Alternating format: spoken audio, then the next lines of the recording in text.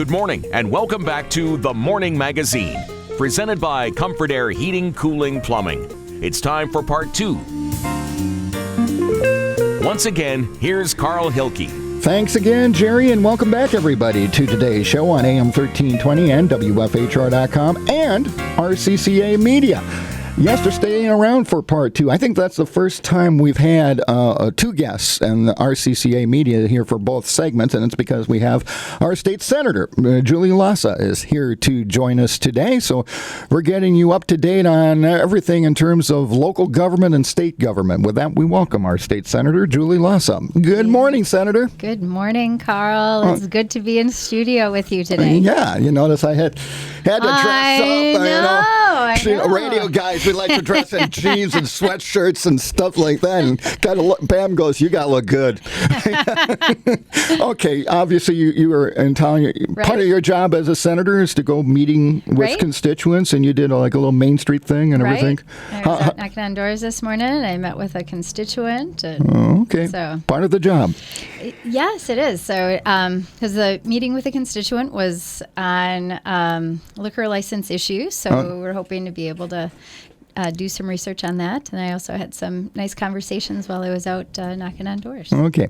Let's talk about something that Lance and I just talked about. Mm-hmm. And there was the meeting with Congressman Kind here with Lance, his counterpart in Portage County, and the Wood and Portage County sheriffs to talk about railroads. Right. And the blockages and everything, because of the court ruling in Wood County that said, no, you can't fine them. It's not a local issue. This has to do with federal transportation law. It's a federal issue. Right. Okay. From your perspective as a state senator, what can be done? What are you, and what kind of conversations have you had, like, for instance, with Congressman Kind? Right. Well, what we've been trying to do is work proactively, both at the state level, meeting with constituents from Auburndale, Junction City, and a number of different municipalities who have the same concern about the trains blocking crossings for a long period of time.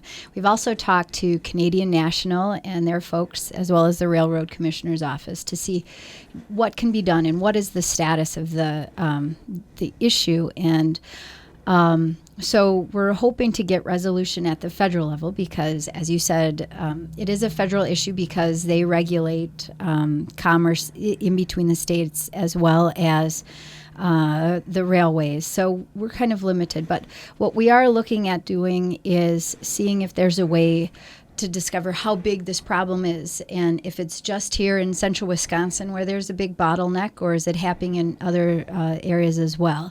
So having the railroads report when they are blocking crossings for a longer period of time, which is causing, in Auburndale, we've heard that kids have been crawling underneath the tracks, which is dangerous in dragging their bikes through to get to school. And we've also heard about the possibility of emergency services not being able to reach someone because a train has been blocking the tracks. And we've been expressing the concerns of both local residents as well as local government to Canadian National to make sure that they are cognizant of the problems and that people are hearing. And one of the nice things that happened is that you had the local government or the government affairs person from CN gave out his contact information so that if people are continuing to have problems, that they contact him directly so that they are able to see what's happening and are able to address it. During our first segment with Lance Plimmel, he mentioned, like, there's a railroad yard in Stevens Point, mm-hmm. where you live. And if it's available, and it would take 5 extra minutes, I know, or 5 hours extra for a crew to work longer than what they're allowed under law, why not let them do that and get those trains parked in a railroad yard, then say, okay, we got to stop because regulations tell us we got to stop right now? Well, I think part of that too is that the railroads have really sophisticated equipment. So they're able to tell when the crews are going to be deadheading. And so I think they have to get better at making sure that vehicles who are bringing in the replacement crew and then taking the crew off that has deadheaded from the train, that they're much better at keeping track of when that's going to happen. Because I've talked to some of the employees who work on the railroad, and they said they'll chase a train for miles and miles trying to get to when the crew is actually going to be deadheading. And the thing is that I would think that the railroad could be a lot better at managing those schedules and know where they're going to be stopping so that there's less disruption. So bottom line, we need to keep, if you got that contact information, contact CN, but also we're going to need to keep pressure on the federal government. Absolutely, to make changes. And that is what, in the end, will have to happen.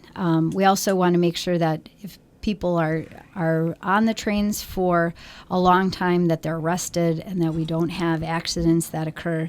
But also making sure that the railroads are doing everything that they can to make sure that when a crew deadheads, there's a replacement crew ready to meet them right there, so that there isn't a long delay like we've had for hours on end in some of these places. Well, you talked about it, and Lance talked about it. If a child were killed or injured, if they're worried about expenses, what would be the expense of a lawsuit? Or a lawsuit from someone where an ambulance couldn't get to a person that had, I mean, this is use some common sense here. Right, and we know that rail traffic is going to be increasing, and that there is a bottleneck down in Chicago that is forcing, backups in other areas. So I also think we have to look at seeing what the railroads can do in terms of putting in siding, so that if they are experiencing congestion, that they're able to move a train over, so that they don't block roads or individuals' driveways. Well, we're going to take a quick break because I want to spend a lot of time on this. You and Representative Barca, the Democratic leader of the Assembly, Peter Barca, came out with a proposed new model for economic development to address the concerns we've all been reading about involving the Wisconsin Economic Development Corporation. And we're going to take a quick break, and then when we come back, we're going to get into in depth into the details of that proposal. So welcome back to the Morning Magazine. In part two, we're visiting with State Senator Julie Lassa of Stevens Point and the senator, as well as Assembly Democratic leader Peter Barca, recently proposed a new model for economic development. The hybrid agency would replace the Wisconsin Economic Development Corporation, which in your news release, the two of you called the failed agency. That's right. Okay, now, it was created because of perceived cronyism in the old Commerce Department under Jim Doyle. There was stories then of unaccounted money or people getting money who were friends of Governor Doyle. Weedick comes in. It's going to clean that up. We're going to do it. Right. It was created under the guise of flexibility. Right. Now we hear stories of companies getting money who are friends of Governor Walker. And some of these companies either go out of business, or their jobs go over out of the country, or they don't create jobs. Okay, I want you to get into the proposal, but there seems to be the one big problem, and Wisconsin's economic development strategy is cronyism. How does your proposal address cronyism? Right. So what we do is we have one agency, but it's two-pronged. So what we want to get at in terms of preventing cronyism from happening is you put all of the awards decisions, whether it's loans, bonds, grants, within a state agency where it is buffered from political pressure, like we saw in the case of Building Committee Inc., where you had DOA Secretary Mike Hipsch putting pressure on WEDC Secretary Jaden to give BCI a $2.5 million loan. In the end, they got $500,000, and no jobs were created. And in fact, WEDC found out when a luxury car dealer called to say that Bill Minahan had told him that he was getting a grant from the state, and that would help him pay off his luxury car leases. I'm going, I never got a ride.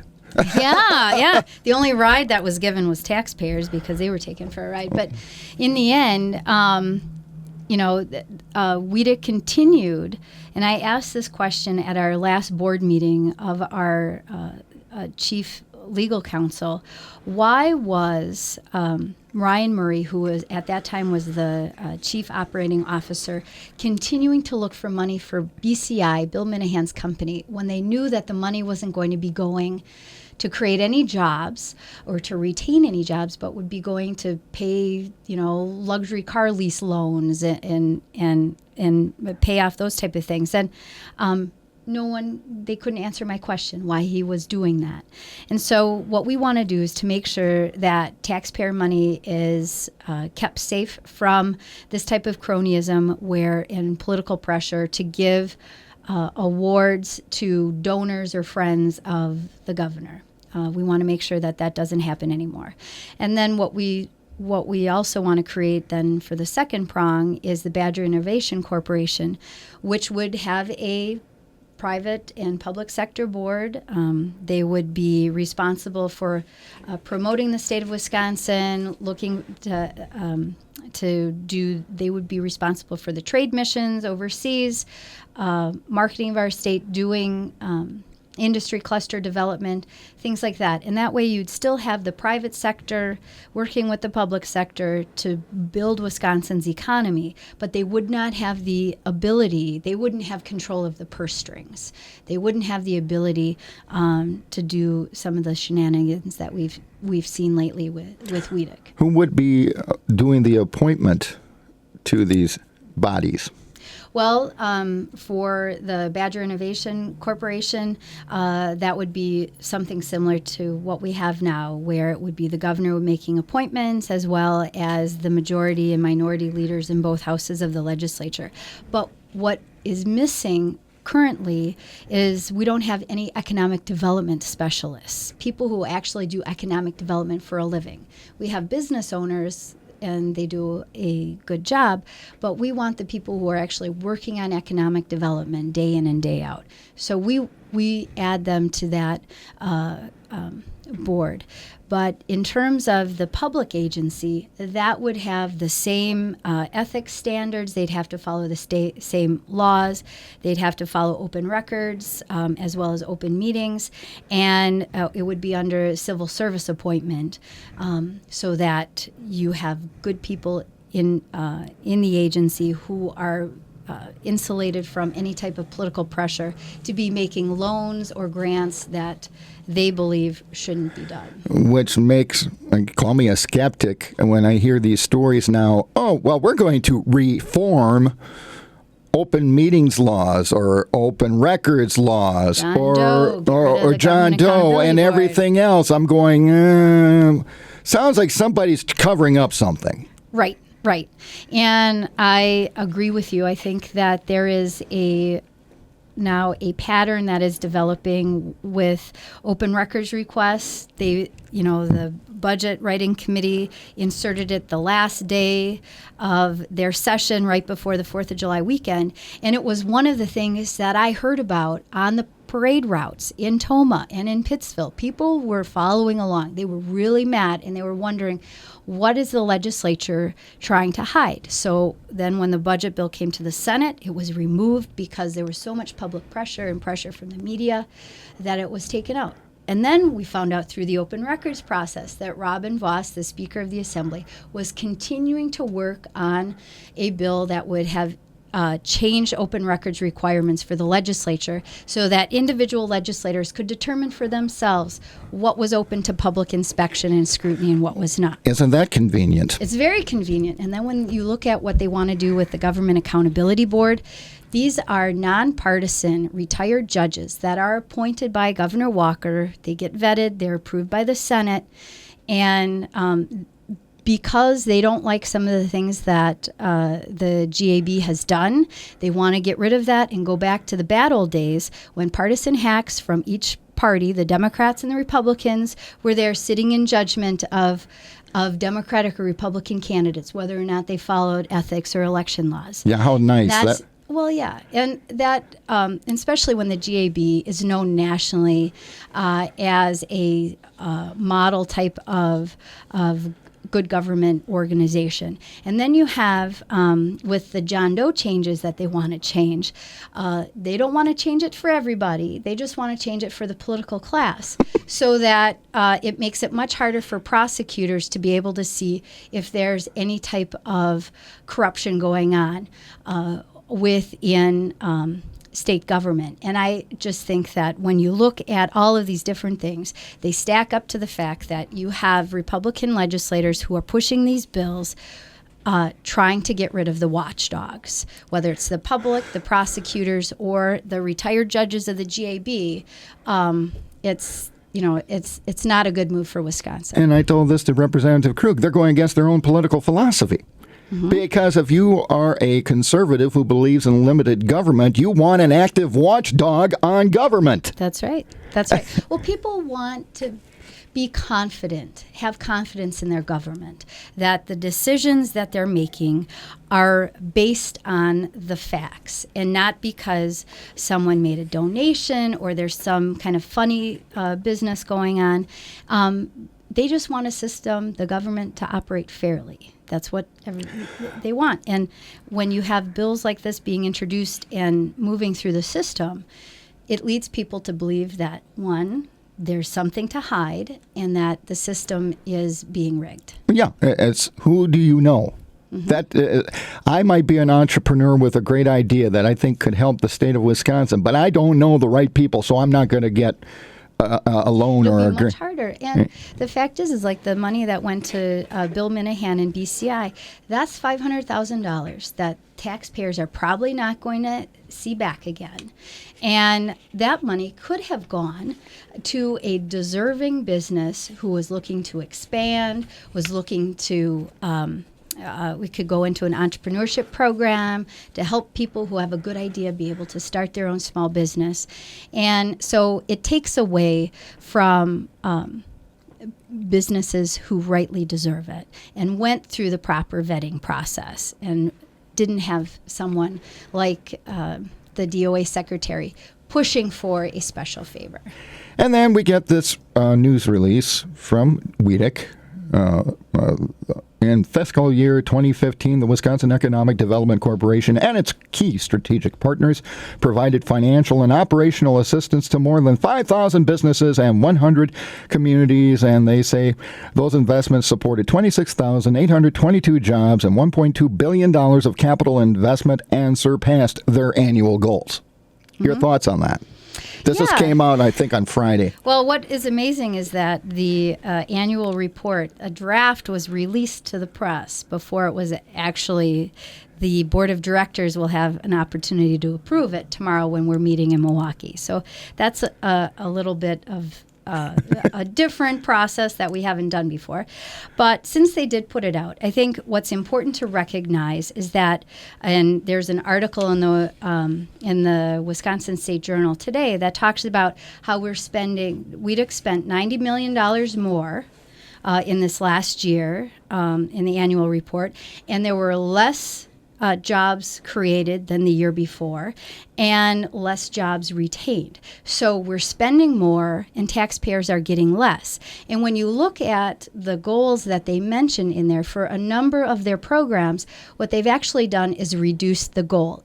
Even in some cases, they've reduced it to less than what they actually achieved the year before. So what you see here is the agency kind of fudging with the numbers. If you reduce the goal, make it easier to surpass, it makes for a much better press release saying, look, we're doing all these wonderful things. And in some cases, they are doing really well in some programs. And I don't want to take away from that. But I also want to make sure that people are getting an honest look when they're looking at that press release and in news reports, is that we are doing well in some programs, but in other cases, we've set the bar so low, it's that you can barely trip over it in order to overcome it. Okay, could you identify both of those areas? Where is WEDIC doing the job that was supposed to do, and where is it not doing the job? Sure.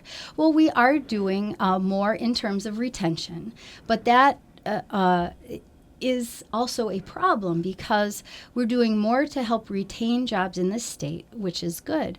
But a majority of our money now, when you're looking at where it's being invested, is going to retain jobs. So that means that we have a problem where businesses are coming to the state saying the only way we're going to be able to retain these jobs in Wisconsin is with state assistance. So there's something wrong in our process then that we have not addressed in the past, or you have companies who are coming to the state saying, hey, we are looking to locate out of state, and if you don't give us money, we're going to move those jobs. So is it an actual need, or are they just knowing that taxpayer wallets are open and checks can be written? And so is it a valid threat, or is it not? And then you have the criticism, and I've read about it numerous times in the Sunday Journal Sentinel in the business section, and various business columnists who say Wisconsin's way behind when it comes to angel investment, new investments, business startups, high-tech business startups, compared to like Minnesota or especially in the Twin Cities area. And I'm going, well, what's so different about Minnesota than Wisconsin? We're both similar type states. Right. And so so what's going on? Well, Minnesota, where Wisconsin has had over a $2 billion budget deficit this last time, Minnesota actually had almost a $2 billion surplus.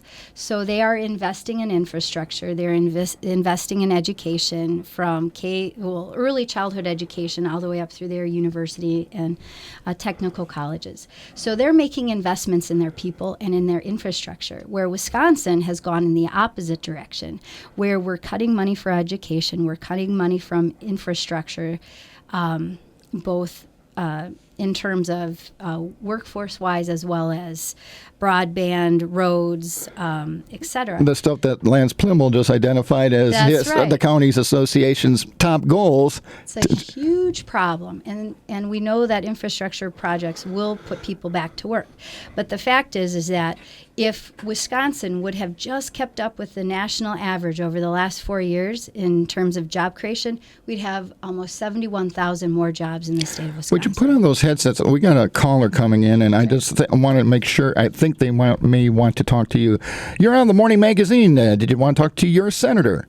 Well, I did. My name's Ron. I live in the town of Grand Rapids. Tomorrow